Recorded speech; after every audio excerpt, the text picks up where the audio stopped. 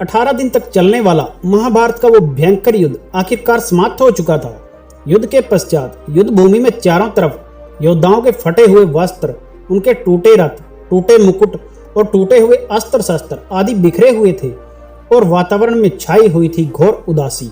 गिद्ध, कुत्तों, सियारों की उदास और डरावनी आवाजों के बीच निर्जन हो चुकी उस भूमि में द्वापर के सबसे महान योद्धा भीष्म पितामह सरसैया पर पड़े सूर्य के उत्तरायण होने का इंतजार कर रहे थे। तभी उनके कानों में एक जानी पहचानी ध्वनि शहद घोलती हुई पहुंची। प्रणाम पितामह। इससे भीष्म के सूख चुके होठों पर एक मरी हुई मुस्कुराहट तैर उठी और बोले, आओ द्वारकेधीश, स्वागत है तुम्हारा। मैं बहुत देर से तुम्हारा ही इंतजार कर रहा था। इसके बाद कृष्ण बोले, क्या कहूँ पितामह, अब तो यह भी नहीं पूछ सकता कि कैसे हैं आप। भीष्म पितामह कुछ देर शांत रहने के बाद बोले, कुछ पूछूं केशव, बड़े अच्छे समय पर आए हो। यह शरीर त्यागने से पहले मेरे कुछ भरम ही दूर कर दो। कृष्ण बोले, जरूर पितामह। भीष्म बोले, तुम तो ईश्वर हो ना। तब कृष्ण ने बीच में टोकते हुए बोले, नहीं पितामह, मैं तो केवल आपका पुत्र हूँ। पितामह मुस्कुराते हुए बोले, मुझे नहीं पता मेरा जीवन अच्छा रहा या बुरा, लेकिन अब तो मैं इस धरा से जा रहा हूँ। अब तो ठगना छोड़ दो केशव। कृष्ण भीष्म के पास आए और उनका हाथ थामते हुए बोले, पूछो पितामह, क्या पूछना चाहते हो। पितामह बोले, इस संसार से जाने से पहले मैं ये जानना चाहता हूँ कि इस युद्ध में जो हुआ क्या वो ठीक हुआ केशव। कृष्ण बोले, किसकी ओर से पितामह, कौरवों की ओर से या पांडवों की ओर से। पितामह बोले, कौरवों की तरफ से तो चर्चा का विषय ही नहीं रहा केशव, लेकिन क्या पांडवों की ओर से जो हुआ क्या वो ठीक था। जैसे आचार्य द्रोण का वध, दुर्योधन की जंगा के नीचे प्रहार, दुशासन की छाती चीरना, निहत्थे कर्ण का वध, क्या ये उचित था। कृष्ण बोले, इसका उत्तर मैं कैसे दे सकता हूँ पितामह। इसका उत्तर तो वही दे सकते हैं जिन्होंने ये सब किया है। मैं तो इस युद्ध में कहीं था ही नहीं। पितामह ने कहा, अब भी ठगना नहीं छोड़ोगे केशव। ये दुनिया भले ही कहती रहे कि महाभारत का युद्ध अर्जुन और भीम ने जीता है, लेकिन मैं तो जानता हूँ कि यह सब तुम्हारे कारण ही संभव हो पाया है, वरना पांडव अकेले कभी ये युद्ध जीत ना पाते। इसलिए मैं तो अपने सवालों के जवाब तुम्ही से पूछूंगा।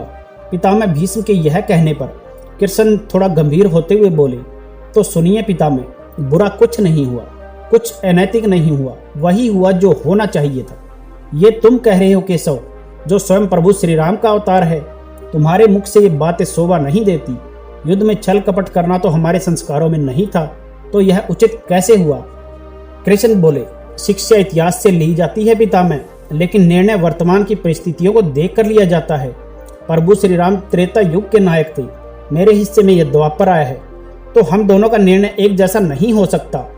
भीष्म पितामह ने कहा, मैं कुछ समझा नहीं केशव। श्री कृष्ण बोले, राम और कृष्ण की परिस्थितियों में काफी अंतर है पितामह। राम के युग में खलनायक भी रावण जैसा शिव भगत था। तब रावण जैसे दुष्ट के परिवार में भी विभीषण जैसे साधु हुआ करते थे। तब बाली जैसे खलनायक के परिवार में तारा जैसी विदुषी स्त्री और अंगद जैसे सज्जन पुत्र होते थे। उस युग में रावण जैसा खलनायक भी वेदों का ज्ञान रखता था, इसलिए श्री राम ने रावण के साथ कभी छल नहीं किया था। लेकिन मेरे द्वापर युग में कंस, दुर्योधन, शकुनी, जरासंध और दुशासन जैसे कपटी इंसान भरे पड़े थे, इसलिए ऐसे दुष्टों की समाप्ति के लिए हर छल उचित था पितामह। पाप का अंत आवश्यक है पितामह, वह चाहे किसी भी विधि से हो। पितामह बोले, क्या तुम्हारे इन निर्णयों से भविष्य में गलत परंपराएं प्रारंभ नहीं होगी केशव। क्या भविष्य तुम्हारे इन छलों का अनुसरण नहीं करेगा। अगर करेगा तो क्या यह सही होगा। भविष्य तो इससे भी कहीं अधिक नकारात्मक आ रहा है पितामह। वह तो इतने से भी काम नहीं चलेगा, वहां तो लोगों को कृष्ण से भी कठोर होना पड़ेगा, नहीं तो धर्म समाप्त हो जाएगा। जब क्रूर और अनैतिक शक्तियां धर्म का संपूर्ण नाश करने के लिए योजना बना रही हो, तब नैतिकता अर्थहीन हो जाती है पितामह।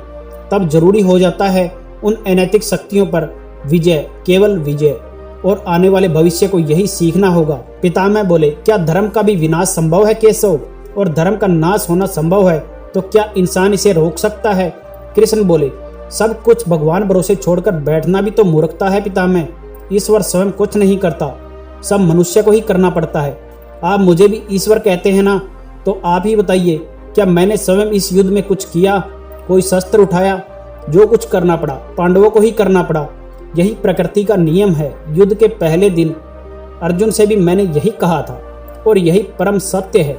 इसके बाद भीष्म पितामह संतुष्ट लग रहे थे और उनकी आंखें धीरे धीरे बंद हो रही थी। उन्होंने कहा, ठीक है केशव, इस पृथ्वी पर ये मेरी अंतिम रात्रि है। कल संभवतः चले ही जाना है, इसलिए अपने इस भक्त पर अपनी कृपा बनाए रखना केशव। कृष्ण ने मन में कुछ कहा और पितामह को प्रणाम करके वहां से लौट चले। लेकिन युद्ध भूमि के उस डरावने अंधकार ने भविष्य को जीवन का सबसे बड़ा सूत्र दे दिया था कि जब अनैतिक और क्रूर शक्तियां धर्म का विनाश करने पर तुली हो, तब नैतिकता का पाठ आत्मघाती होता है और ईश्वर के भरोसे बैठे रहना मूर्खता होती है। जो भी करना होता है हमें स्वयं ही करना होता है।